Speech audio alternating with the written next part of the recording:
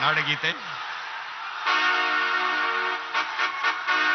ಜಯ ಭಾರತ ಜನನಿಯ ತನುಜಾತೆ, ಜಯ ಹೇ ಕರ್ನಾಟಕ ಮಾತೆ, ಜಯ ಸುಂದರ ನದಿ ವನಗಳ ನಾಡೆ, ಜಯ ಹೇ ರಸ ಋಷಿಗಳ ಬೀಡೆ.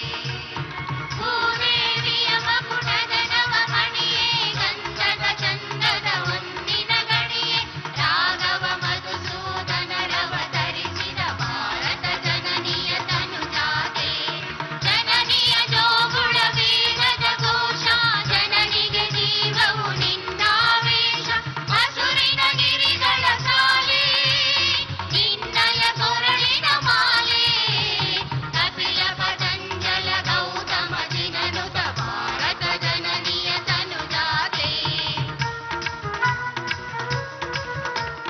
ಶಂಕರನ ಮನುಜ ವಿದ್ಯಾರಣ್ಯ, ಬಸವೇಶ್ವರ ಭಕ್ತರ ದಿವ್ಯಾರಣ್ಯ, ರನ್ನ ಷಡಕ್ಷರಿ ಪೊನ್ನ, ಕೊಂಕಲ ಕುಮಿಪತಿ ಚನ್ನ, ಕುಮಾರ ವ್ಯಾಸರ ಮಂಗಳಧಾಮ, ಕವಿ ಕೋಗಿಲೆಗಳ ಪುಣ್ಯಾರಾಮ, ಜ್ಞಾನದ ರಾಮಾನಂದ ಕಬೀರರ ಭಾರತ ಜನನಿಯ ತನುಜಾತೆ. ಕೈವೈವರಾಂಗದ ಗಾಡಿಯ ಗೌಡ, ರಸಿಕರ ಕಂಗಳ ಸೆಳೆಯುವ ನೋಟ, ಹಿಂದೂ ಕ್ರೈಸ್ತ ಮುಸಲ್ಮಾನ, ಪಾರಸೀಕ ಜೈನರುದ್ಯಾನ, ಜನಕನ ಹೋಲುವ ದೊರೆಗಳ ಧಾಮ, ಗಾಯಕ ವೈಣಿಕರ ರಾಮ. ಕನ್ನಡ ನುಡಿ ಕುಣಿದಾಡುವ ದೇಹ, ಕನ್ನಡ ತಾಯಿಯ ಮಕ್ಕಳ ದೇಹ, ಭಾರತ ಜನನಿಯ ತನುಜಾತೆ. ಜಯ ಹೇ ಕರ್ನಾಟಕ ಮಾತೆ, ಜಯ ಹೇ ಕರ್ನಾಟಕ ಮಾತೆ, ಜಯ ಹೇ ಕರ್ನಾಟಕ ಮಾತೆ. ಧನ್ಯವಾದಗಳು. Kindly be seated sir. ಸನ್ಮಾನ್ಯ ಪ್ರಧಾನಮಂತ್ರಿ ಶ್ರೀ ನರೇಂದ್ರ ಮೋದಿ ಅವರು ನಮ್ಮೆಲ್ಲರ ಜೊತೆಗೆ ಇಂದು ಉಪಸ್ಥಿತರಾಗಿರುವುದೊಂದು ಸುಕೃತ. ನಮ್ಮೆಲ್ಲರ ಪ್ರೀತ್ಯಾದರಗಳಿಂದ ಅವರನ್ನು ಸನ್ಮಾನಿಸೋಣ. We request our honourable prime minister sir to kindly accept our felicitations. ಸನ್ಮಾನ್ಯ ಮುಖ್ಯಮಂತ್ರಿಯವರಾದ ಶ್ರೀ ಬಸವರಾಜ ಬೊಮ್ಮಾಯಿ ಅವರು, ಜಲಸಂಪನ್ಮೂಲ ಸಚಿವರಾದ ಶ್ರೀ ಗೋವಿಂದ ಕಾರಜೋಳ ಸರ್ ಅವರು, ನಮ್ಮ ಪ್ರದೇಶ ಸಂಸದರಾದ ರಾಜಾ ಅಮರೇಶ್ವರ ನಾಯಕ್ ಸರ್ ಅವರು ಮತ್ತು ಸುರಪುರದ ಅಪಾರ ಜನಾನುರಾಗಿ ಶಾಸಕ ನರಸಿಂಹರಾಯಕ ರಾಜುಗೌಡ ಅವರುಗಳು ತಮ್ಮನ್ನು ಸನ್ಮಾನಿಸುತ್ತಾರೆ ಸರ್.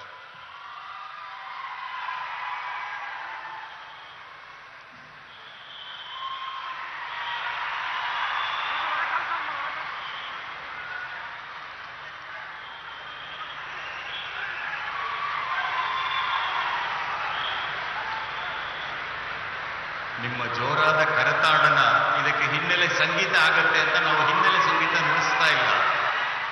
ನಿಮ್ಮ ಕರತಾಡನದ ಹಿನ್ನೆಲೆ ಗಾಯನ ಬರಲಿ.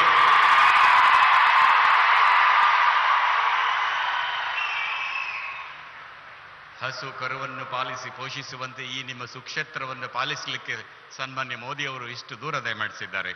ಧನ್ಯವಾದಗಳು sir.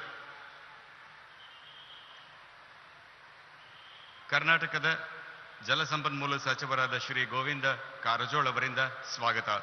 Welcome by Shri Govind Karjol, minister for water resources. Welcome sir.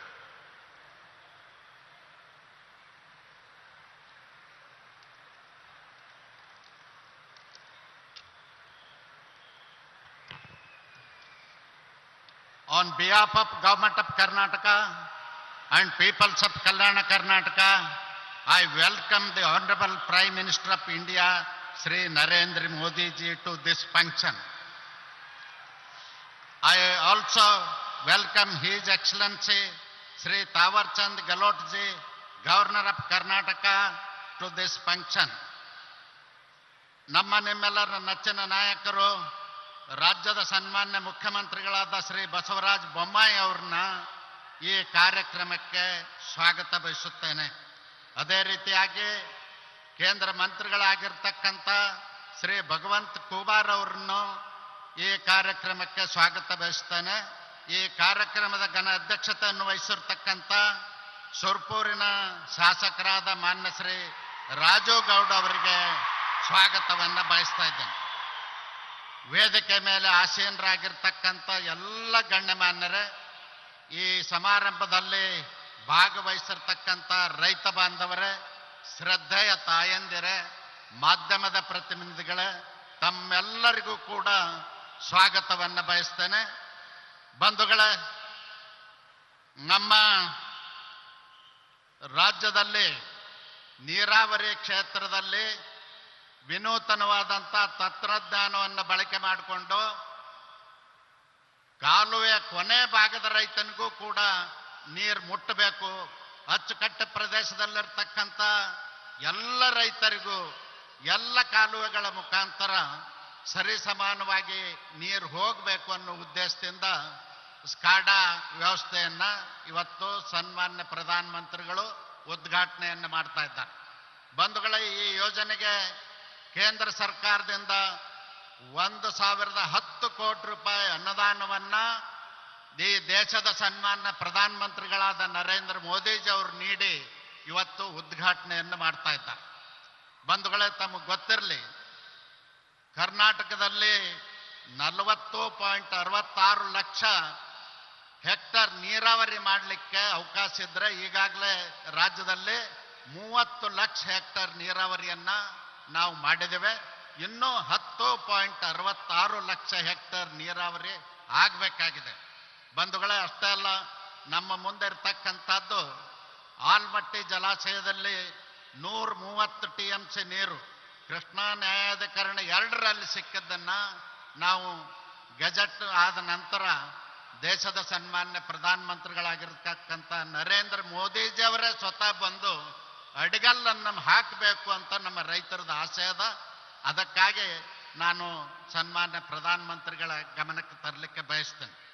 ಬಂಧುಗಳೇ, ಕಳೆದ 9 ವರ್ಷಗಳಿಂದ ದೇಶದಲ್ಲಿ ನರೇಂದ್ರ ಮೋದಿಜಿ ಅವರ ಆಡಳಿತ ಸಾಮಾಜಿಕ ಕಳಕಳಿ ಕಾಳಜಿ, ದೇಶದ ಭದ್ರತೆ, ದೇಶದ ಏಳ್ಗೆ ಮತ್ತು ಎಲ್ಲ ವರ್ಗಗಳಿಗೆ ಪ್ರಾತಿನಿಧ್ಯವನ್ನ ಕೊಡ್ತಕ್ಕಂಥದ್ದನ್ನು ನೋಡಿದ್ರೆ ನಮಗೆ 12ನೇ ಶತಮಾನದಲ್ಲಿ ವಿಶ್ವಗುರು ಬಸವಣ್ಣನವರ ಅನುಭವ ಮಂಟಪದ ನೆನಪಿಗೆ ಬರ್ತದೆ. ಬಂಧುಗಳೇ, ನರೇಂದ್ರ ಮೋದಿಜಿಯವರ ಆಡಳಿತದಲ್ಲಿ ಇವತ್ತು 63 ಜನ ಮಂತ್ರಿಮಂಡಲದ ಸದಸ್ಯರಲ್ಲಿ 49 ಜನ ಕೆಳವರ್ಗಕ್ಕೆ ಸೇರಿದವರು, SC ಜನಾಂಗದವರು, ST ಜನಾಂಗದವರು, ಹಿಂದುಳಿದವರು, ಆದಿವಾಸಿಗಳು, ಗುಡ್ಡಗಾಡು ಪ್ರದೇಶದ ಜನ, ಇಂಥವರಿಗೆ ಅವಕಾಶ ಮಾಡಿಕೊಡುವುದರ ಜೊತೆಯಲ್ಲಿ 12ನೇ ಶತಮಾನದಲ್ಲಿ ಬಸವಣ್ಣವರೇನು ಲಿಂಗ ಭೇದವನ್ನು ತೊರೆದು ಹಾಕಬೇಕು ಅಂತೇಳಿ 11 ಜನ ಇವತ್ತು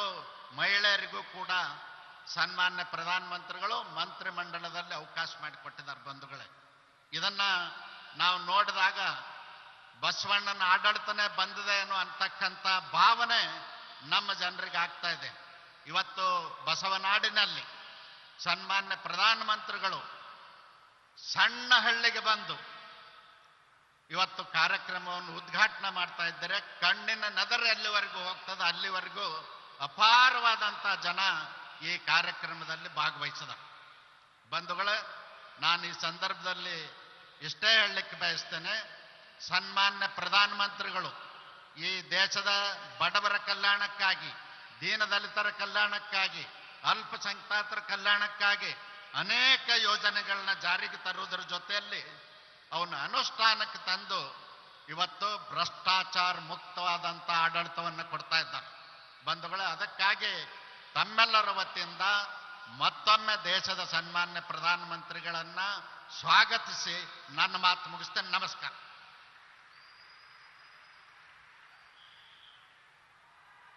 ಧನ್ಯವಾದಗಳು ಸರ್. ಕರ್ನಾಟಕದ ಜನಪ್ರಿಯ ಮುಖ್ಯಮಂತ್ರಿಯವರಾದ ಶ್ರೀ ಬಸವರಾಜ ಬೊಮ್ಮಾಯಿ ಅವರು ತಮ್ಮನ್ನೆಲ್ಲ ಉದ್ದೇಶಿಸಿ ಮಾತನಾಡ್ತಾರೆ. Request honourable chief minister Shri Basavaraj Bommai sir to deliver his address.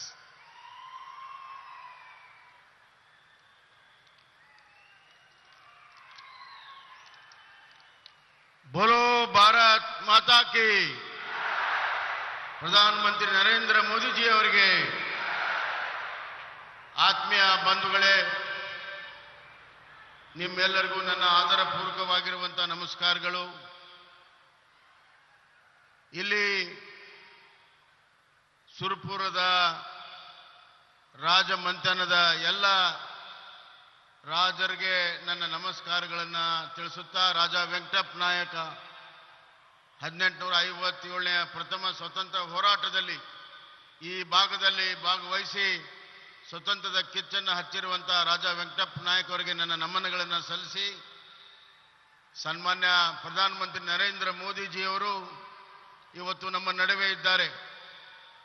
ಅವರು ಒಂದು ಕನಸನ್ನ ಕಂಡಿದ್ರು. ಅವರು ಒಂದು ಹನಿ ನೀರಿಗೆ ನಾವು ಅತಿ ಹೆಚ್ಚು ನೀರಾವರಿಯನ್ನ ಮಾಡಬೇಕು ಅಂತ, ಪರ್ ಡ್ರಾಪ್ ಮೋರ್ ಕ್ರಾಪ್. ಇದು ಪ್ರಧಾನಮಂತ್ರಿ ನರೇಂದ್ರ ಮೋದಿಜಿ ಅವರ ಸ್ಲೋಗನ್. ಇದನ್ನ ಕಾರ್ಯಗತ ಮಾಡಬೇಕು ಅಂತ ಹೇಳಿ 2011ರಿಂದ ಪ್ರಾರಂಭವಾಗಿ 2012ರಲ್ಲಿ ಆ ಯೋಜನೆಯನ್ನ ಅವತ್ತಿನ ನಮ್ಮ ಬಿಜೆಪಿ ಸರ್ಕಾರ ಸನ್ಮಾನ್ಯ ಯಡಿಯೂರಪ್ಪನವರ ಮುಖ್ಯಮಂತ್ರಿತ್ವದಲ್ಲಿ ನಾವು ಅವತ್ತು ಅನುಮತಿಯನ್ನ ಪಡ್ಕೊಂಡು ಈ ಕೆಲಸವನ್ನ ಪ್ರಾರಂಭ ಮಾಡಿದ್ವಿ. ಆದರೆ ಮುಂದೆ ಬಂದಂತ UPA ಸರ್ಕಾರ AIBP accelerated irrigation benefit program ಅದರ ಕಾನೂನನ್ನ ಚೇಂಜ್ ಮಾಡಿ ನಮ್ಮ ರಾಜ್ಯಕ್ಕೆ ಬರಬೇಕಾಗಿರುವಂತ ಈ ಯೋಜನೆ ತಡ ಆಯ್ತು. ಮುಂದೆ ಪ್ರಧಾನಮಂತ್ರಿ ನರೇಂದ್ರ ಮೋದಿಜಿಯವರು 2014ರಲ್ಲಿ ಅವರು ಪ್ರಧಾನಮಂತ್ರಿ ಆದರು. 2015ರಲ್ಲಿ ಈ ಯೋಜನೆಯನ್ನ AIBPಯಲ್ಲಿ ತೆಗೆದುಕೊಂಡು ಬಂದಿರುವಂತ ನಮಗೆ ಸಹಾಯ ಮಾಡಿದಂತ ಯಾರಾದರೂ ಇದ್ರೆ ನಮ್ಮ ನೆಚ್ಚಿನ ಪ್ರಧಾನಮಂತ್ರಿ ನರೇಂದ್ರ ಮೋದಿಜಿಯವರು ಅಂತ ಈ ಸಂದರ್ಭದಲ್ಲಿ ಹೇಳಕ್ಕೆ ಇಚ್ಛೆಪಡ್ತೇನೆ. Sir, you brought this project under AIBP scheme in 2015. Then the real work started. ಇವತ್ತು ನಮ್ಮ ರಾಜ್ಯಕ್ಕೆ 1011 ಕೋಟಿ ರೂಪಾಯಿಯನ್ನ ಕೇಂದ್ರದಿಂದ ಕೊಟ್ಟಿರುವಂತಹ ಶ್ರೇಯಸ್ಸು ಸನ್ಮಾನ್ಯ ಪ್ರಧಾನಮಂತ್ರಿ ನರೇಂದ್ರ ಮೋದಿಜಿಯವರ ಕೇಂದ್ರ ಸರ್ಕಾರಕ್ಕೆ ಸೇರ್ತಾ ಇದೆ ಅನ್ನುವಂಥ ಮಾತನ್ನು ನಾನು ಹೇಳಕ್ಕೆ ಇಚ್ಛೆ ಪಡ್ತೇನೆ.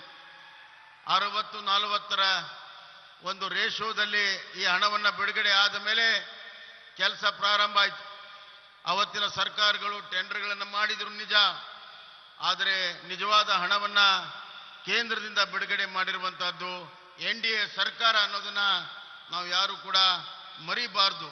ಒಟ್ಟು 4.5 ಲಕ್ಷ ಇರುವಂತ NLBC ಪ್ರಾಜೆಕ್ಟ್, ಅದರಲ್ಲಿ 1 ಲಕ್ಷಕ್ಕಿಂತ ಹೆಚ್ಚು ಪ್ರದೇಶ ನೀರೇ ಮುಟ್ತಾ ಇರಲಿಲ್ಲ, ಕೊನೆ ಭಾಗಕ್ಕೆ ನೀರು ಮುಟ್ತಾ ಇರಲಿಲ್ಲ. ಅದನ್ನ ಇವತ್ತು ಕೊನೆ ಭಾಗಕ್ಕೂ ಕೂಡ, ಅದು ಇಂಡಿ ಬ್ರಾಂಚ್ ಕೆನಾಲ್ ಇರ್ಬೋದು, ಜೇವರ್ಗಿ ಬ್ರಾಂಚ್ ಕೆನಾಲ್ ಇರ್ಬೋದು, ಎಲ್ಲ ಬ್ರಾಂಚ್ ಕೆನಾಲ್ಗಳಿಗೆ ಇವತ್ತು ನೀರು ಮುಟ್ಟುವಂತ ವ್ಯವಸ್ಥೆ ಆಗಿರುವಂತದ್ದು ಈ ನಮ್ಮ ಯೋಜನೆಯಿಂದ ಅಂತ ಹೇಳಕ್ಕೆ ಇಚ್ಛೆ ಪಡ್ತೇನೆ ಬಂಧುಗಳೇ. ಇದರ ಇನ್ನೊಂದು ಲಾಭ ನಮ್ಮ ವಾಟರ್ ಯೂಸರ್ ಎಫಿಷಿಯನ್ಸಿ, ನಮ್ಮ ಕೆನಾಲಲ್ಲಿ 20% ಹೆಚ್ಚು ನೀರು ಇವತ್ತು ನಾವು ಕ್ಯಾರಿ ಮಾಡ್ತಾ ಇದ್ದೇವೆ. The water carrying efficiency of the canal has increased by 20%. ಇವತ್ತು ಇದಲ್ಲದೆ ಸುಮಾರು ಈಗ ಸ್ಕಾಡಾ ಯೋಜನೆ 1 ಮುಗಿದಿದೆ. ಸ್ಕಾಡಾ ಯೋಜನೆ ಇವತ್ತು ಸಮರ್ಪಣೆ ಆಗ್ತಾ ಇದೆ. ಇದರಿಂದ ನಮ್ಮ ನೀರಿನ ನಿರ್ವಹಣೆ ಬಹಳ ಕ್ಷಮತೆಯಿಂದ ಆಗ್ತದೆ, ನೀರು ಉಳಿತಾಯ ಆಗ್ತದೆ, ಮತ್ತು ನೀರು ಎಷ್ಟು ಹೋಗ್ತಿದೆ ಅನ್ನುವಂಥ ಅಕೌಂಟ್ ಕೂಡ ಸಿಗ್ತಾ ಇದೆ. ಮತ್ತು ಎಲ್ಲ ರೈತರಿಗೆ, ಅಚ್ಚುಕಟ್ಟಿನ ಎಲ್ಲ ರೈತರಿಗೆ ನೀರು ಮುಟ್ಟುವಂಥ ವ್ಯವಸ್ಥೆ ಆಗ್ತಾ ಇದೆ ಅನ್ನುವಂಥ ಮಾತನ್ನ ಈ ಸಂದರ್ಭದಲ್ಲಿ ಹೇಳಕ್ಕೆ ಇಚ್ಛೆ ಪಡ್ತೇನೆ. ಅತಿ ಹೆಚ್ಚು ನೀರನ್ನು ಕೊಟ್ಟು ನಾವು ಸೌಳು ಜೌಳು ಆಗೋದನ್ನು ಕೂಡ ತಪ್ಪಿಸ್ಬೋದು, ಅತಿ ಹೆಚ್ಚು ಬೆಳೆಯನ್ನು ಬೆಳಿಬೋದು. ಹೀಗಾಗಿ ಇವತ್ತು ಈ ಒಂದು ಯೋಜನೆ ಇಡೀ ರಾಷ್ಟ್ರದಲ್ಲಿ, ಏಷ್ಯಾದಲ್ಲಿ ಅತಿ ದೊಡ್ಡ ಸ್ಕಾಡಾ ಇರುವಂತಹ ಯೋಜನೆ ಇವತ್ತು ನಮ್ಮ ನಾರಾಯಣಪುರ ಎಡದಂಡ ಕಾಲುವೆ ಯೋಜನೆ. ಇದನ್ನ ಅತ್ಯಂತ ಹೆಮ್ಮೆಯಿಂದ ಇವತ್ತು ನಮ್ಮ ನಾಡಿಗೆ ನಮ್ಮ ನೆಚ್ಚಿನ ಪ್ರಧಾನಮಂತ್ರಿಯವರು ಸಮರ್ಪಣೆಯನ್ನು ಮಾಡ್ತಾ ಇದ್ದಾರೆ. ಇಡೀ ದೇಶದಲ್ಲಿ ನೀರಿನ ನಿರ್ವಹಣೆ, ಕುಡಿಯುವ ನೀರಿನ ಜಲ್ ಜೀವನ್ ಮಿಷನ್, ನೀರಿನ ಸಮರ್ಪಕವಾಗಿ ವಿತರಣೆ, ಈ ಎಲ್ಲದರಲ್ಲೂ ಕೂಡ ಪ್ರಧಾನಮಂತ್ರಿಗಳ ಯೋಜನೆ ಇಡೀ ದೇಶ ತುಂಬ ಇವತ್ತಾಗಿದೆ. Sir, your dream of per drop more crop has been realised through this project. This is the largest water management, SCADA oriented water management project in the entire Asia. We are controlling 4.5 lakh hectares of land and equitable distribution of water, and the water is reaching to the last person in the tail end of this project. the efficiency has increased by 20%. This is due to you included this in AIBP project and gave 1,000 crores of rupees in last 5 years. And we continue to take up such projects in Karnataka where with less water, more irrigation can be done and better drinking water arrangements also can be done. ಈ ಮಾತುಗಳನ್ನು ಹೇಳ್ತಾ ಇವತ್ತು ಇದು ಒಂದು ದೊಡ್ಡ ಸಮರ್ಪಣೆಯುವಂತಹದ್ದು ನಾವೆಲ್ಲವೂ ನೋಡ್ತೇವೆ. ಈಗಾಗಲೇ ಕಾರಜೋರು ಹೇಳಿದಂತೆ 10 ಲಕ್ಷ ಎಕರೆಗೆ ಏನು ನೀರಾವರಿ ಆಗಬೇಕು ಹೆಕ್ಟೇರ್ ಪ್ರದೇಶಕ್ಕೆ, ಮುಂದಿನ ಒಂದು ದಶಕ 10 ವರ್ಷ ಅದು ನೀರಾವರಿ ದಶಕ ಅಂತ ಹೇಳಿ ನಾವು ಘೋಷಣೆಯನ್ನ ಮಾಡಿ ಅತಿ ಹೆಚ್ಚು ಹಣವನ್ನ ನೀರಾವರಿಗೆ ಕೊಟ್ಟು 10 ವರ್ಷದಲ್ಲಿ ಎಲ್ಲ ಯೋಜನೆಗಳನ್ನ ಪೂರ್ತಿ ಮಾಡೋದಕ್ಕೆ ಸಂಕಲ್ಪವನ್ನ ನಾವು ತೊಡ್ತಾ ಇದ್ದೇವೆ ಅನ್ನುವಂಥ ಮಾತನ್ನ ಈ ಸಂದರ್ಭದಾಗ ಹೇಳಿ ಮತ್ತೊಮ್ಮೆ ಪ್ರಧಾನಮಂತ್ರಿ ನರೇಂದ್ರ ಮೋದಿಜಿ ಅವರಿಗೆ ನನ್ನ ಧನ್ಯವಾದಗಳನ್ನು ಹೇಳ್ತೇನೆ, ಕೃತಜ್ಞತೆಗಳನ್ನು ಹೇಳ್ತೇನೆ. ಕರ್ನಾಟಕದ ಬಗ್ಗೆ, ಕರ್ನಾಟಕ ಜನತೆಗೆ ಬಗ್ಗೆ ಇರುವಂಥ ಅವರ ಪ್ರೀತಿ ವಿಶ್ವಾಸ ಇದು ದ್ಯೋತಕವಾಗಿದೆ. ತಮ್ಮೆಲ್ಲರೂ ದೊಡ್ಡ ಸಂಖ್ಯೆಯಲ್ಲಿ ಬಂದಿದ್ದಕ್ಕಾಗಿ ತಮಗೂ ಕೂಡ ಧನ್ಯವಾದಗಳನ್ನು ಹೇಳಿ ನನ್ನ ಮಾತನ್ನು ಮುಗಿಸ್ತೇನೆ. ಬೋಲೋ ಭಾರತ್ ಮಾತಾ ಕಿ. ಧನ್ಯವಾದಗಳು sir. We have been waiting for this moment where our beloved Prime Minister Sri Narendra Modi ji will unveil plaques of 4 projects worth 10,863 crore rupees. Sir, we request you to kindly unveil plaque of inaugurating Narayanapura Left Bank Canal extension, renovation and modernization project under AIBP PMKSY worth rupees 4,699 crores.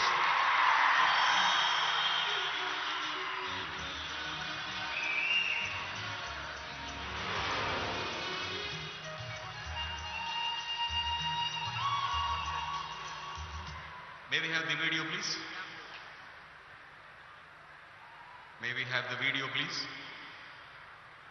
ಪ್ರಧಾನಮಂತ್ರಿ ಶ್ರೀ ನರೇಂದ್ರ ಮೋದಿಯವರು ರೂಪಿಸುತ್ತಿರುವ ನವಭಾರತವು ಅವರ ಸಬ್ಕಾ ಸಾಥ್ ಸಬ್ಕಾ ವಿಕಾಸ್ ಎಂಬ ಧ್ಯೇಯ ವಾಕ್ಯದ ಸ್ಫೂರ್ತಿಯಿಂದ ಮುನ್ನಡೆಯುತ್ತಿದೆ.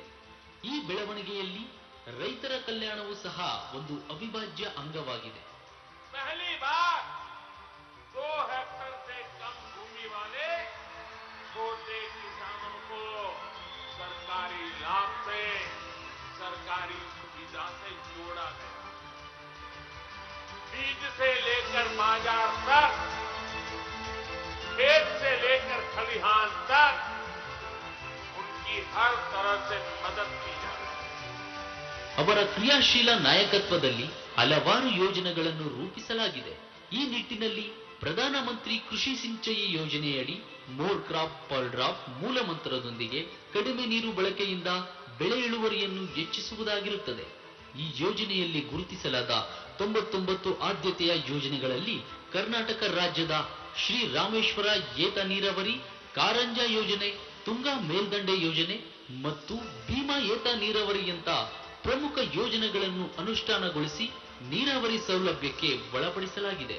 ನಾರಾಯಣಪುರ ಎಡದಂಡೆ ಕಾಲುವೆ ಜಾಲದ ಆಧುನೀಕರಣವು ಮಹತ್ವಾಕಾಂಕ್ಷೆಯ ಯೋಜನೆಯಾಗಿದ್ದು 4,699 ಕೋಟಿ ರೂಪಾಯಿ ವೆಚ್ಚದಲ್ಲಿ ಇಂದು ಉದ್ಘಾಟನೆಯಾಗುತ್ತಿದೆ. ಈ ಕಾಲುವೆಯು 10,000 ಕ್ಯೂಸೆಕ್ ನೀರು ಹರಿಯುವ ಸಾಮರ್ಥ್ಯ ಹೊಂದಿದೆ. ಇದರಡಿ ಶಹಾಪುರ, ಮುಡಬಾಳ, ಜೇವರ್ಗಿ, ಇಂಡಿ ಶಾಖಾ ಕಾಲುವೆ ಮತ್ತು ಇಂಡಿ ಏತ ನೀರಾವರಿ ಯೋಜನೆಗಳ ಮೂಲಕ ಯಾದಗಿರಿ, ಕಲಬುರಗಿ ಮತ್ತು ವಿಜಯಪುರ ಜಿಲ್ಲೆಗಳ 4.5 ಲಕ್ಷ ಹೆಕ್ಟೇರ್ ಅಚ್ಚುಕಟ್ಟು ಪ್ರದೇಶಕ್ಕೆ ನೀರಾವರಿ ಸೌಲಭ್ಯ ಒದಗಿಸಲಾಗುತ್ತಿದೆ. ಸುಮಾರು 25-30 ವರ್ಷಗಳ ಹಿಂದೆ ನಿರ್ಮಿಸಲಾದ ಈ ಕಾಲುವೆ ಜಾಲದಲ್ಲಿ ನೀರಿನ ಸೋರಿಕೆಯಿಂದಾಗಿ ಕೊನೆಯ ಅಂಚಿನವರೆಗೆ ಸಾಕಷ್ಟು ನೀರು ತಲುಪುತ್ತಿರಲಿಲ್ಲ. ಈ ನಿಟ್ಟಿನಲ್ಲಿ ಯೋಜನೆಯಡಿ ಸುಸ್ಥಿರ ಕೃಷಿ ವಿಧಾನಗಳ ಅನುಷ್ಠಾನ ಮತ್ತು ಹೊಸ ತಂತ್ರಜ್ಞಾನದ ನಿರ್ವಹಣಾ ವ್ಯವಸ್ಥೆಗಳ ಅಳವಡಿಕೆಗೆ ಒತ್ತು ನೀಡಲಾಗಿದೆ. ಈ ಯೋಜನೆಯು 1 ಲಕ್ಷ ಹೆಕ್ಟೇರ್ ಒಣ ಪ್ರದೇಶಕ್ಕೆ ನೀರು ಸರಬರಾಜು ಮಾಡಲಿದ್ದು 565 ಹಳ್ಳಿಗಳಿಗೆ ಅದರಡಿಯ 3.5 ಲಕ್ಷ ರೈತರು ಮತ್ತು 2 ಲಕ್ಷ ಜನರಿಗೆ ಲಾಭವಾಗಲಿದೆ. ಕಾಲುವೆಗಳ ಆಧುನೀಕರಣದಿಂದ ರೈತರಿಗೆ ಸಮರ್ಪಕ ನೀರು ಸಿಗುತ್ತದೆ. ಇದರಿಂದಾಗಿ ವರ್ಷಕ್ಕೆ ಹಲವಾರು ಬೆಳೆಗಳನ್ನು ಬೆಳೆಯಲು ಮತ್ತು ಇಳುವರಿಯನ್ನು ಹೆಚ್ಚಿಸಲು ಹಾಗೂ ಗ್ರಾಮೀಣ ಉದ್ಯೋಗಾವಕಾಶಗಳನ್ನು ಸೃಷ್ಟಿಸಲು ಸಹಕಾರಿಯಾಗಿದೆ. ಈ ಯೋಜನೆಯ ಉದ್ಘಾಟನೆಯನ್ನು ದೇಶದ ಗೌರವಾನ್ವಿತ ಪ್ರಧಾನಮಂತ್ರಿ multi-village drinking water supply scheme under Jal Jeevan Mission worth 2,054 crore rupees, sir.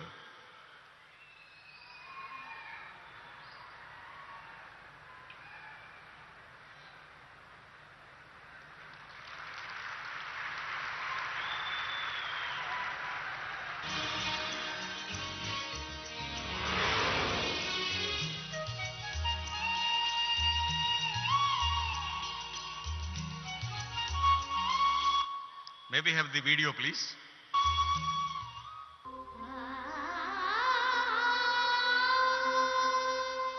ಭಾರತದ ಪ್ರತಿ ಮನೆಗೂ ಕುಡಿಯುವ ನೀರನ್ನು ಒದಗಿಸುವುದು ಕಠಿಣ ಕಾರ್ಯವಾಗಿದೆ. ದೇಶಕ್ಕೆ ಸ್ವಾತಂತ್ರ್ಯ ಬಂದು 70 ವರ್ಷಗಳಾದರೂ ಕೇವಲ 3 ಕೋಟಿ ಕುಟುಂಬಗಳಿಗೆ ನಳ ಸಂಪರ್ಕ ಲಭ್ಯವಿತ್ತು. ಸನ್ಮಾನ್ಯ ಪ್ರಧಾನಮಂತ್ರಿ ಶ್ರೀ ನರೇಂದ್ರ ಮೋದಿ ಅವರ ದೂರದೃಷ್ಟಿಯ ನಾಯಕತ್ವದೊಂದಿಗೆ ಮಹತ್ವಾಕಾಂಕ್ಷೆಯ ಯೋಜನೆಯಾದ ಜಲಜೀವನ್ ಮಿಷನ್ ಅನ್ನು 2019ರಲ್ಲಿ ಪ್ರಾರಂಭಿಸಲಾಯಿತು. ಅಗಾಧ ಪರಿಶ್ರಮ, ಅಚಲ ಬದ್ಧತೆ, ಹೆಚ್ಚಿನ ಪ್ರಮಾಣದಲ್ಲಿ ಆರ್ಥಿಕ ಸಂಪನ್ಮೂಲಗಳನ್ನು ಒದಗಿಸಿರುವ ಕಾರಣಕ್ಕಾಗಿ ಇಂದು ಭಾರತದಲ್ಲಿ 11 ಕೋಟಿ ಗ್ರಾಮೀಣ ಕುಟುಂಬಗಳಿಗೆ ಕಾರ್ಯಾತ್ಮಕ ಗೃಹ ನಳ ಸಂಪರ್ಕಗಳನ್ನು ನೀಡಲು ಸಾಧ್ಯವಾಗಿದೆ. हर घर जल जब पहुंचता है तो सबसे अधिक लाभ हमारी बहनों को होता है, भावी पीढ़ी को होता है. इसलिए इस मिशन के केंद्र में भी हमारी बहन बेटियां ही है. ಕೇಂದ್ರ ಮತ್ತು ರಾಜ್ಯ ಸರ್ಕಾರಗಳ ನಡುವಿನ ಸಹಯೋಗದ ಈ ಯೋಜನೆಯನ್ನು ಕರ್ನಾಟಕದಲ್ಲಿ ಮನೆ ಮನೆಗೆ ಗಂಗೆ ಎಂದು ಕರೆಯಲಾಗುತ್ತಿದೆ. ಗ್ರಾಮೀಣ ಕರ್ನಾಟಕದ ಪ್ರತಿ ಮನೆಗೆ ಕಾರ್ಯಾತ್ಮಕ ಗೃಹ ನಳ ಸಂಪರ್ಕಗಳನ್ನು ಒದಗಿಸುವ ಸಲುವಾಗಿ ಇದುವರೆಗೆ 470 ಬಹುಗ್ರಾಮ ಕುಡಿಯುವ ನೀರಿನ ಯೋಜನೆಗಳನ್ನು ಕಾರ್ಯಗತಗೊಳಿಸಲಾಗಿದೆ. ಇದರೊಂದಿಗೆ 60%ಕ್ಕಿಂತ ಹೆಚ್ಚು ಗ್ರಾಮೀಣ ಕುಟುಂಬಗಳು ಈಗಾಗಲೇ ಈ ಸಂಪರ್ಕಗಳನ್ನು ಪಡೆದಿವೆ. ರಾಜ್ಯದಲ್ಲಿ 61 ಲಕ್ಷಕ್ಕಿಂತ ಹೆಚ್ಚು ಮನೆಗಳು ಕಾರ್ಯಾತ್ಮಕ ಗೃಹ ನಳ ಸಂಪರ್ಕವನ್ನು ಪಡೆದಿವೆ. 4,400ಕ್ಕೂ ಹೆಚ್ಚಿನ ಗ್ರಾಮಗಳು 100% ಕಾರ್ಯಾತ್ಮಕ ಗೃಹ ನಳ ಸಂಪರ್ಕವನ್ನು ಸಾಧಿಸಿವೆ. ಗ್ರಾಮೀಣ ಭಾಗದಲ್ಲಿನ 93,000 ಶಾಲೆಗಳು ಹಾಗೂ ಅಂಗನವಾಡಿ ಕೇಂದ್ರಗಳಿಗೂ ಶುದ್ಧ ನೀರಿನ ಸಂಪರ್ಕವನ್ನು ನೀಡಲಾಗಿದೆ. ನೀರಿನ ಗುಣಮಟ್ಟವನ್ನು ಪರೀಕ್ಷಿಸಲು ರಾಜ್ಯದಲ್ಲಿ 80 ಪ್ರಯೋಗಾಲಯಗಳನ್ನು ಸ್ಥಾಪಿಸಲಾಗಿದ್ದು ಅವುಗಳಿಗೆ NABL ಪ್ರಮಾಣ ಪತ್ರವು ಸಿಗುತ್ತಿದೆ. ಎಲ್ಲ ಪಾಲುದಾರರ ಸಕ್ರಿಯ ಸಹಭಾಗಿತ್ವ, ಉತ್ತಮ IEC ಕಾರ್ಯಕ್ರಮಗಳ ಕಾರಣದಿಂದಾಗಿ ಕಾರ್ಯಾತ್ಮಕ ಗೃಹ ನಳ ಸಂಪರ್ಕ ಯೋಜನೆ ಅನುಷ್ಠಾನ ವೇಗ ಪಡೆದಿದೆ.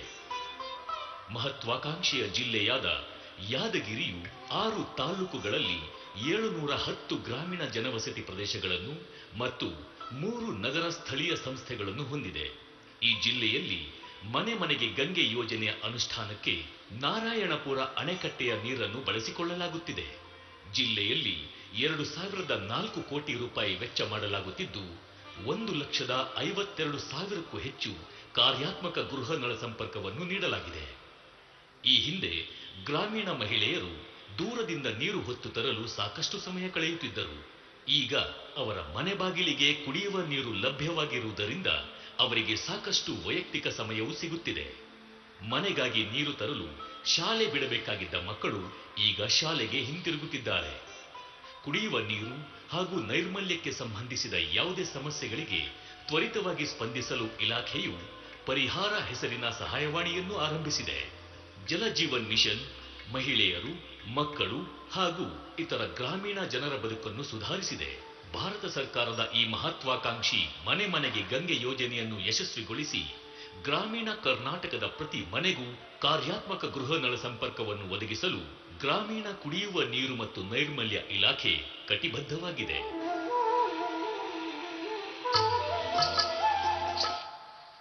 We request Honorable Prime Minister, sir, to unveil the block laying foundation for Yadgir for launch 2 packages of Akkalkot-Kurnool Greenfield Highway project. The first part between Badadal to Maradagi S. Andola. We request you to kindly launch the first part of the project, sir.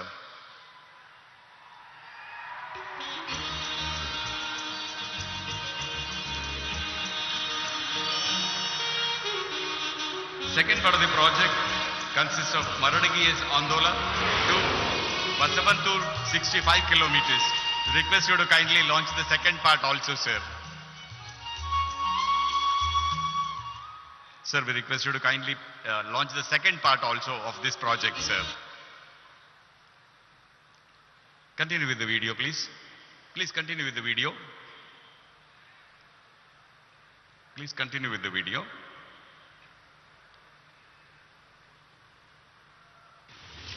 India has experienced remarkable growth in all areas during the past few years under the leadership of our Prime Minister Shri Narendra Modi ji.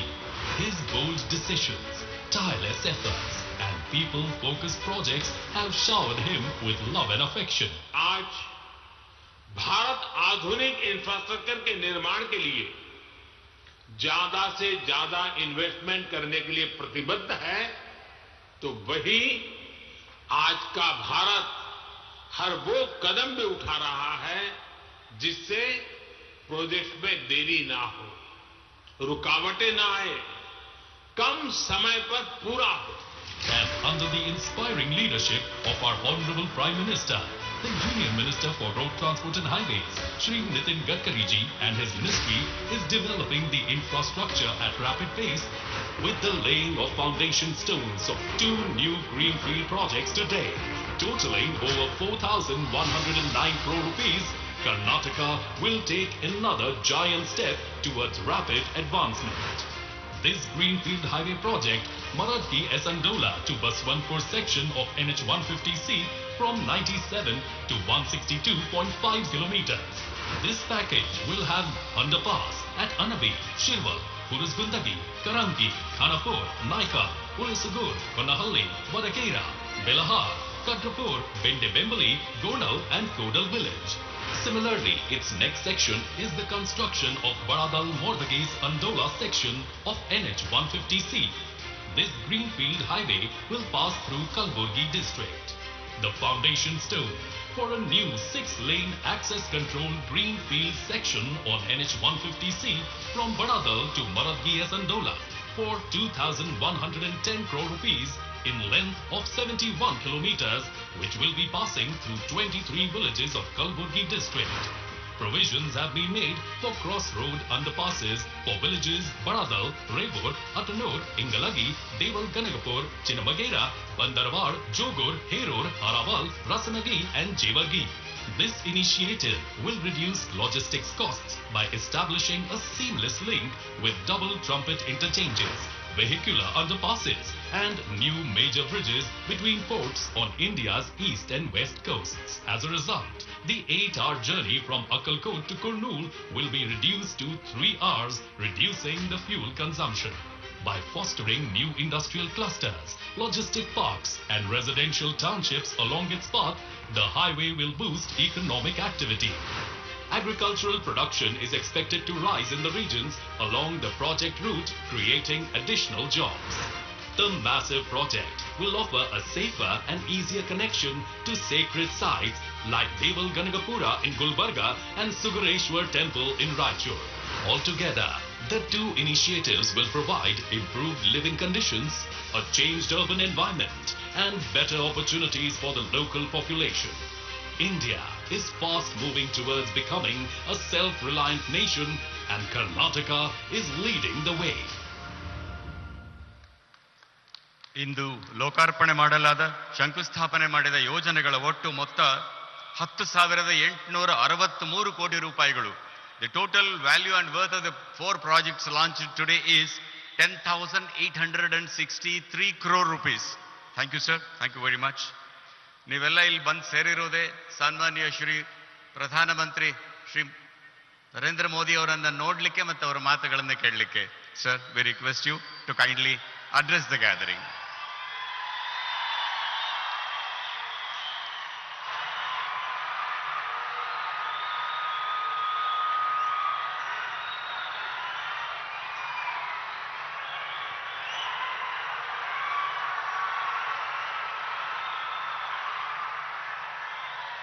Bharat माता की,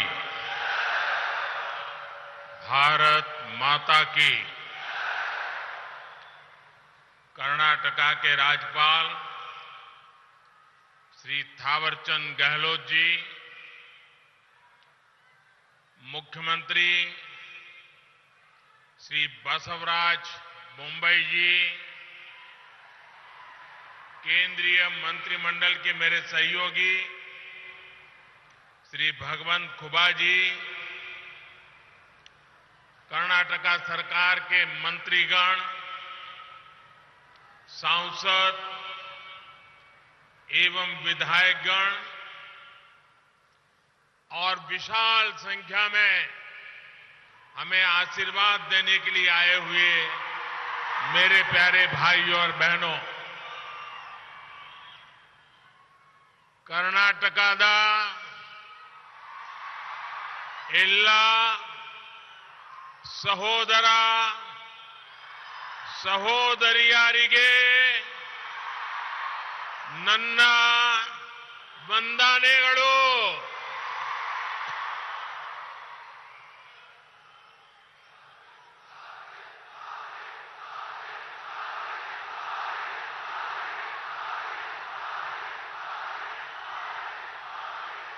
जहां जहां मेरी नजर पहुंचती है,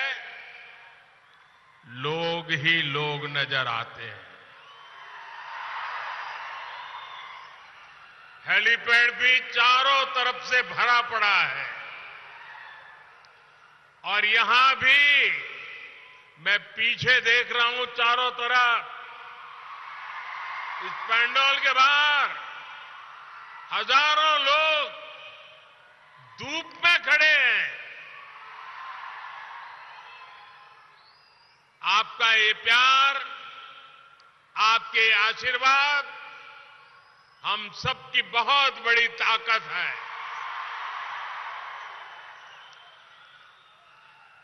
साथियों,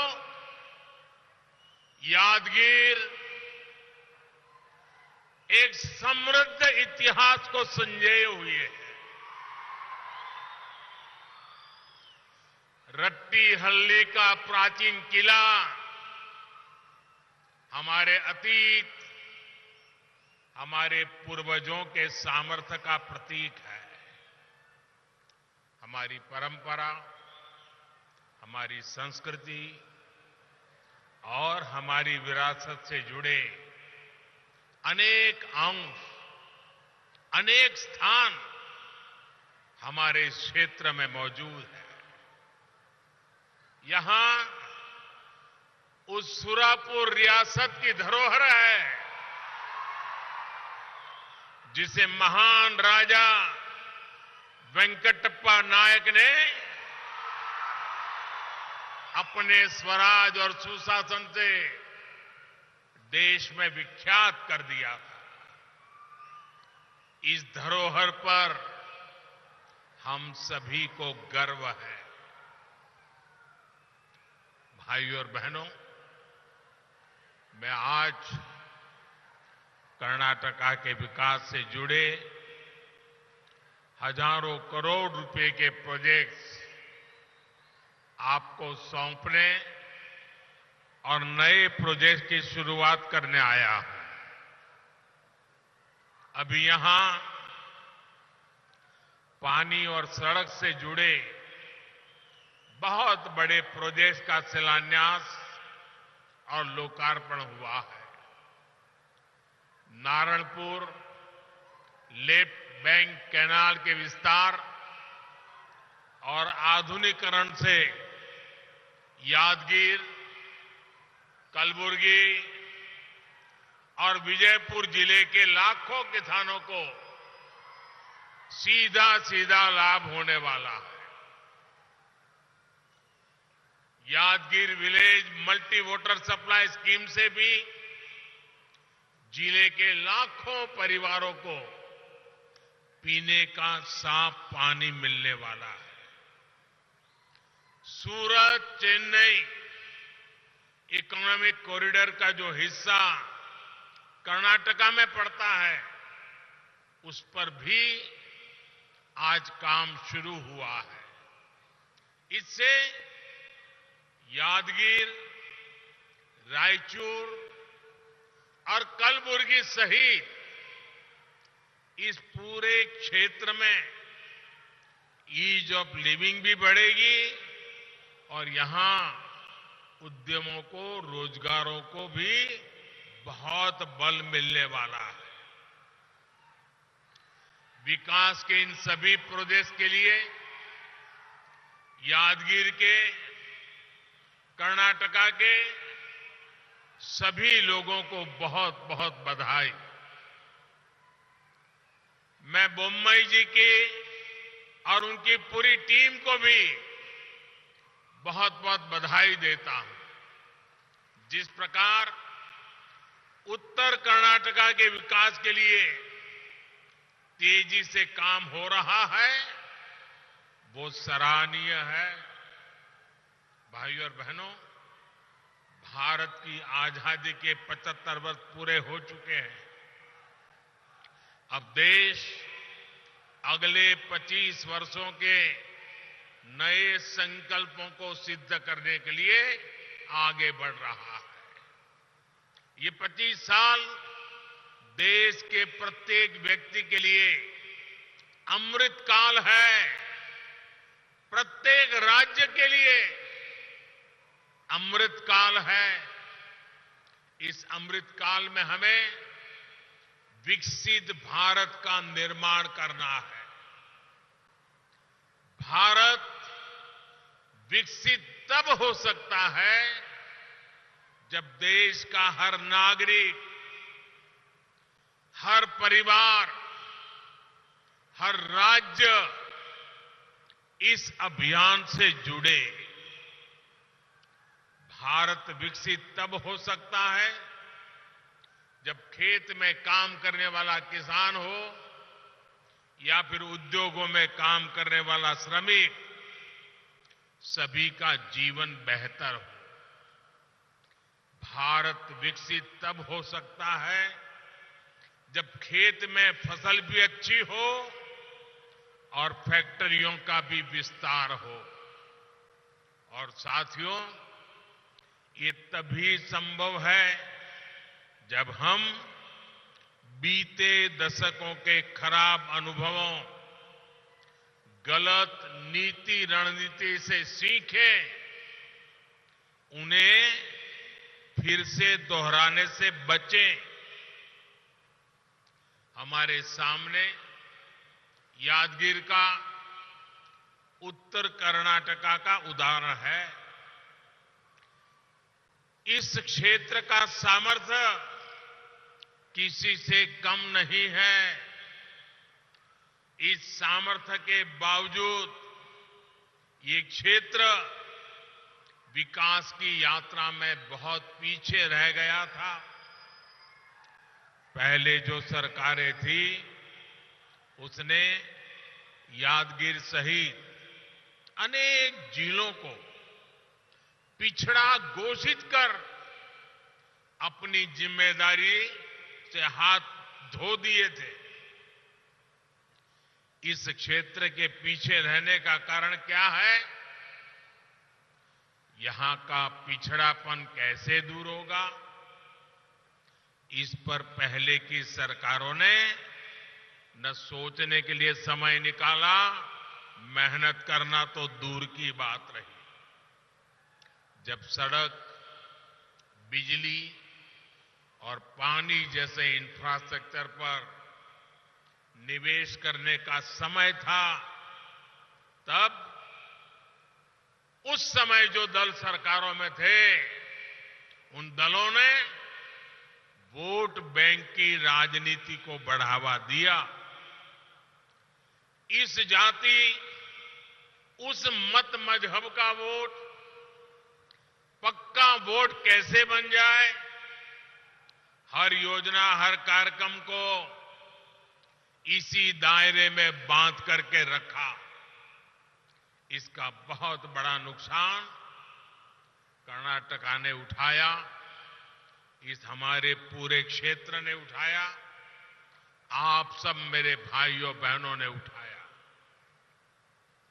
साथियों, हमारी सरकार की प्राथमिकता वोट बैंक नहीं है। हमारी प्राथमिकता है विकास, विकास और विकास। 2014 में आप सबने मुझे आशीर्वाद दिए, मुझे एक बहुत बड़ी जिम्मेदारी सौंपी। मैं जानता हूं कि जब तक देश का एक भी जिला विकास के पैमाने पर पीछा रहेगा, तब तक देश विकसित नहीं हो सकता। इसलिए जिनको पहले की सरकार ने पिछड़ा घोषित किया, उन जिलों में हमने विकास की आकांक्षा को प्रोत्साहित किया। हमारी सरकार ने यादगीर सहित देश के 100 से अधिक ऐसे जिलों में आकांक्षी जिला कार्यक्रम शुरू किया। हमने इन जिलों में सुशासन पर बल दिया, गुड गवर्नेंस पर बल दिया, विकास के हर पैमाने पर काम शुरू किया। यादगीर सहित सभी आकांक्षी जिलों को इसका लाभ भी मिला है। आज देखिए, यादगीर ने बच्चों का 100% टीकाकरण कर दिखाया है। यादगीर जिले में कुपोषित बच्चों की संख्या में बहुत कमी आई है। यहां के 100% गांव सड़कों से जुड़ चुके हैं। ग्राम पंचायतों में डिजिटल सेवाएं देने के लिए कॉमन सर्विस सेंटर है। शिक्षा हो, स्वास्थ्य हो, कनेक्टिविटी हो, हर प्रकार से यादगीर जिले का प्रदर्शन टॉप 10 आकांक्षी जिलों में रहा है।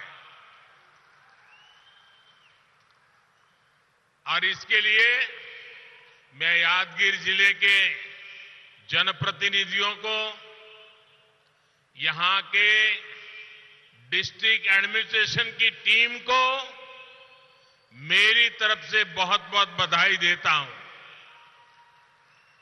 आज यादगीर जिले में नए उद्योग आ रहे हैं। केंद्र सरकार ने यहां फार्मा पार्क की स्वीकृति भी दे दी है। भाइयों और बहनों, वाटर सिक्योरिटी एक ऐसा विषय है जो 21वीं सदी के भारत के विकास के लिए बहुत जरूरी है। भारत को विकसित होना है तो border security, coastal security, internal security के तरह ही वाटर सिक्योरिटी से जुड़ी चुनौतियों को भी समाप्त करना ही होगा। डबल इंजन की सरकार सुविधा और संचय की सोच के साथ काम कर रही है। 2014 में जब आपने हमें अवसर दिया, तब 99 ऐसी सिंचाई परियोजनाएं थी जो दशकों से लटकी हुई थी। आज इनमें से 50 के करीब योजनाएं पूरी हो चुकी हैं। हमने पुरानी योजनाओं पर भी काम किया और जो संसाधन हमारे पास पहले से थे उनके विस्तार पर भी बल दिया। कर्नाटका में भी ऐसे अनेक प्रोजेक्ट्स पर काम चल रहा है। नदियों को जोड़कर सूखा प्रभावित क्षेत्रों तक पानी पहुंचाया जा रहा है। Narayanpura left bank canal system का विकास और विस्तार भी इसी नीति का हिस्सा है। अब जो नया सिस्टम बना है, जो नई तकनीक इसमें जोड़ी गई है, इससे 4.5 लाख हेक्टेयर भूमि सिंचाई के दायरे में आएगी। अब कैनाल के आखिरी छोर तक भी पर्याप्त पानी पर्याप्त समय के लिए आ पाएगा।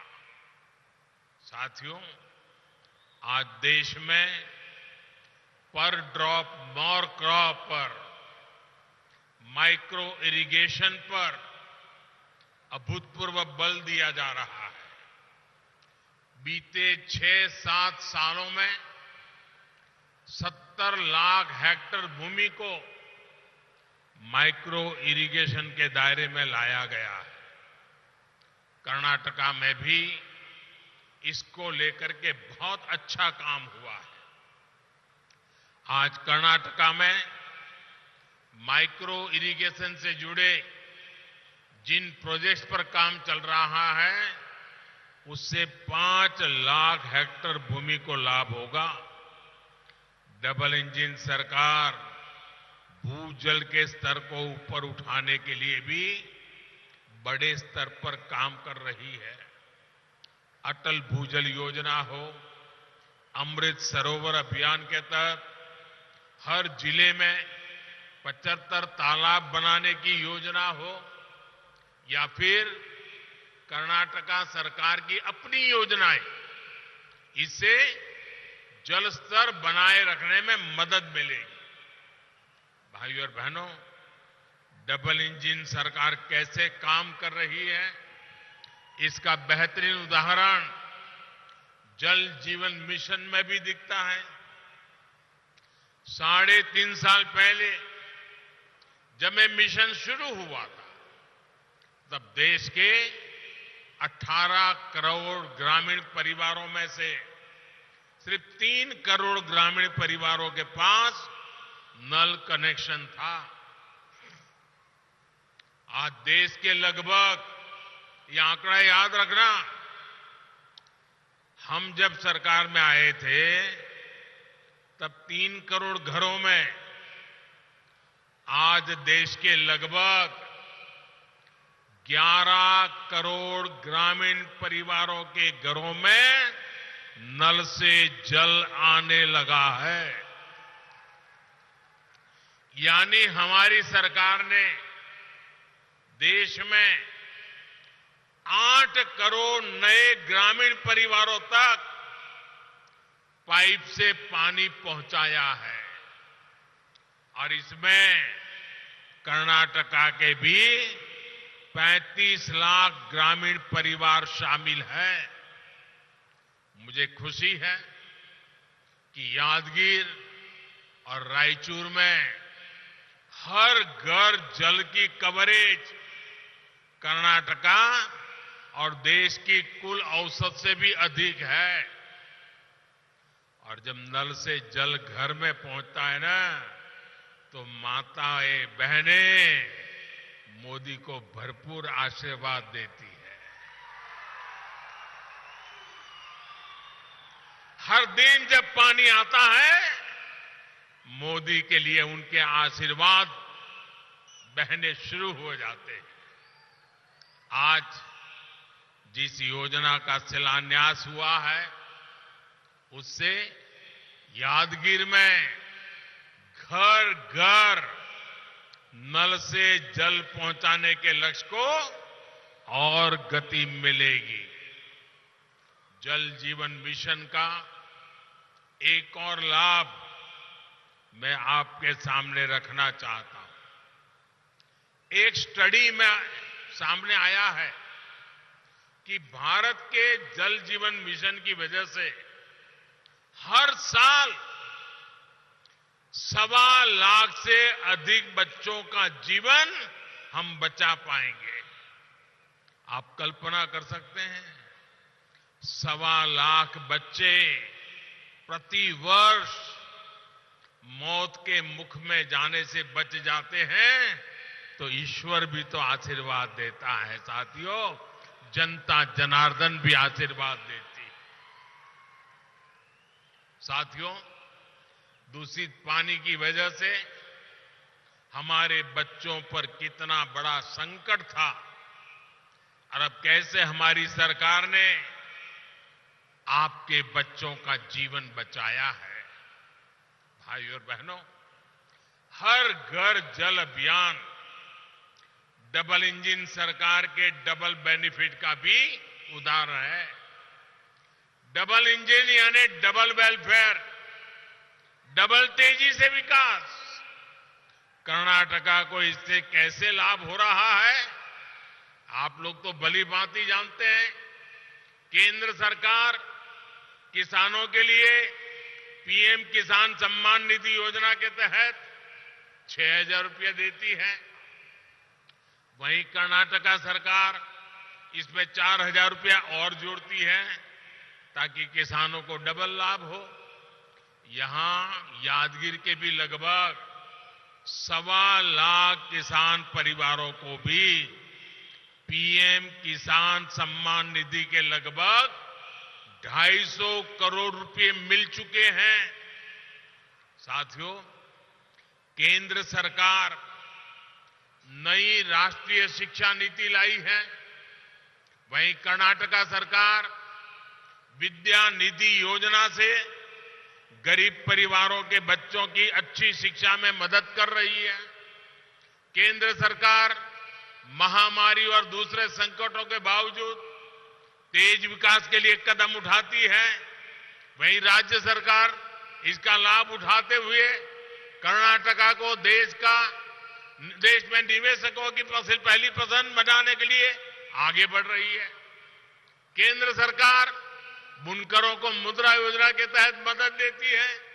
वहीं कर्नाटका सरकार महामारी के दौरान उनका ऋण माफ करती है और उन्हें आर्थिक सहायता भी देती है। तो हुआ ना डबल इंजन का, यानी डबल बेनिफिट। साथियों, आजादी के इतने वर्षों बाद भी अगर कोई व्यक्ति वंचित है, कोई वर्ग वंचित है, कोई क्षेत्र वंचित है, तो उस वंचित को हमारी सरकार सबसे ज्यादा वरीयता दे रही है। और वंचितों को वरीयता, ये है हम लोगों का कार्य करने का राह है, संकल्प है, मंत्र है। हमारे देश में दशकों तक करोड़ों छोटे किसान भी हर सुख सुविधा से वंचित रहे। सरकारी नीतियों में उनका ध्यान तक नहीं रखा गया।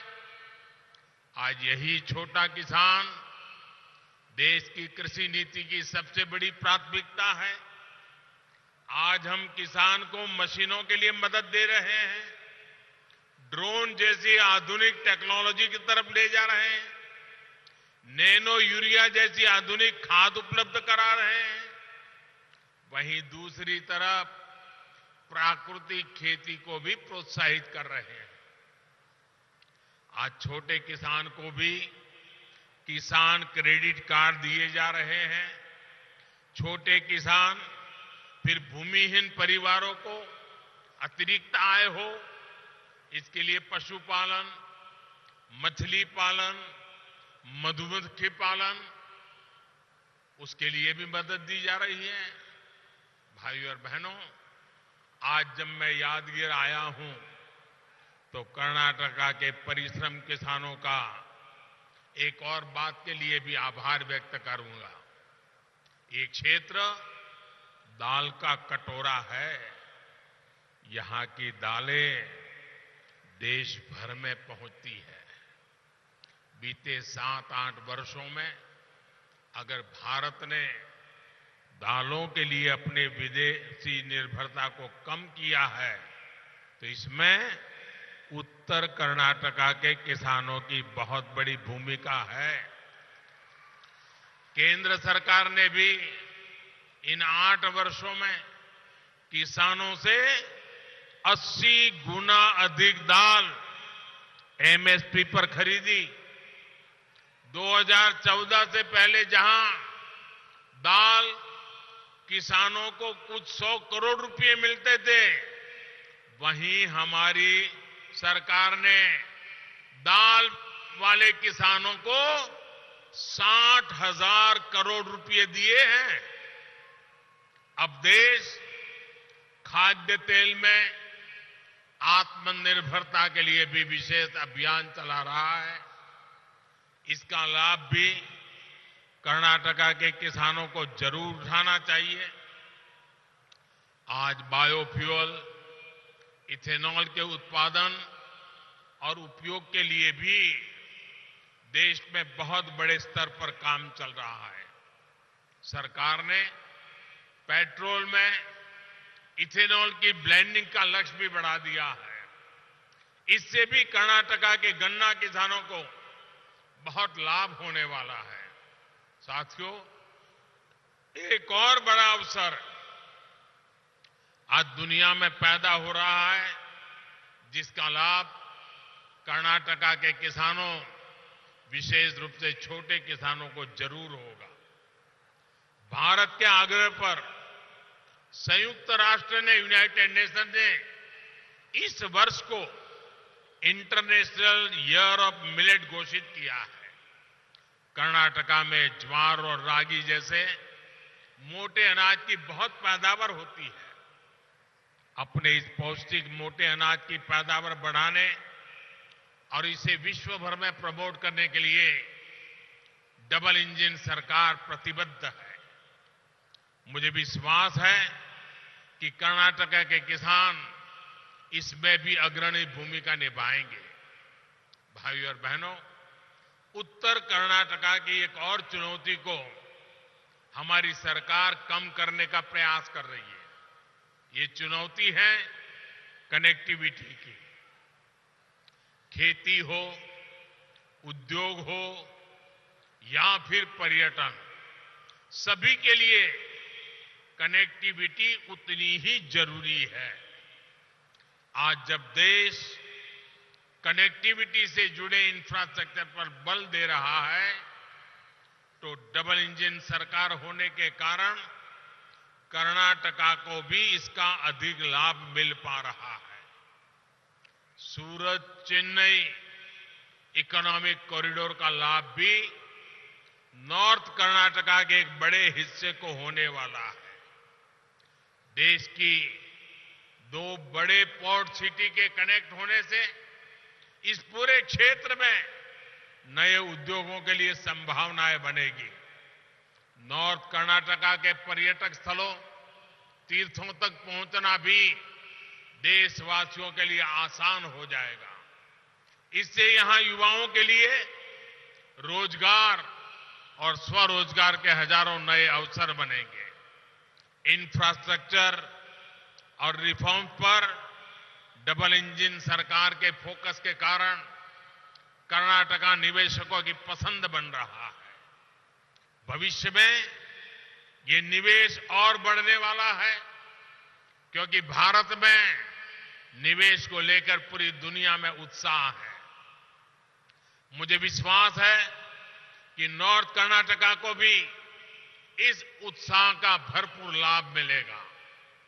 इस क्षेत्र का विकास सबके लिए समृद्धि लेकर आए, इसी कामना के साथ फिर एक बार इतनी बड़ी तादाद में आकर के हमें आशीर्वाद देने के लिए मैं आपका धन्यवाद करता हूं और इस अनेक अनेक विकास की योजनाओं के लिए आपको बहुत बहुत बधाई देता हूं।